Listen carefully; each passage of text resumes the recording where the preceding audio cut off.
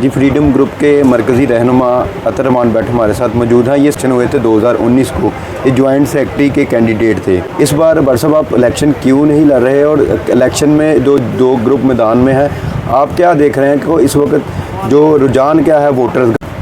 जी बिस्मिल्लाहिर्रहमानिर्रहीम। सबसे पहले तो मैं यू न्यूज़ का बेहद शुक्रगुज़ार हूँ कि उन्होंने मौका दिया हमें बोलने का।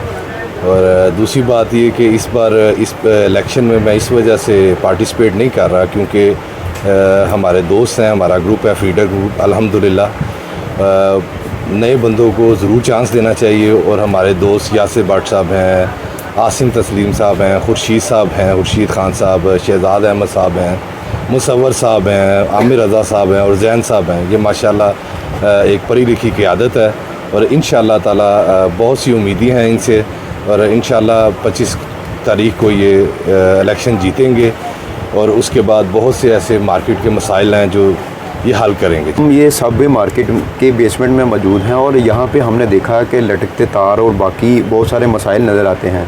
जो आप जीतते हैं तो आप क्या करेंगे? इंशाअल्लाह जी 25 तारीख को हफ्ते वाले दिन इंशाअल्लाह ताला हम जीतेंगे अल्लाह के हुक्म से।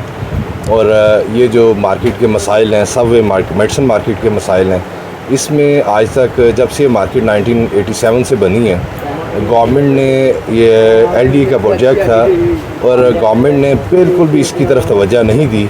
ये जितने भी काम करवाए गए, सीढ़ियों का मसला था या लीकेज का मसला था, ये हम सब मार्केट वालों ने ख़ुद पैसे इकट्ठे करके तो मिल के ये काम करवाए।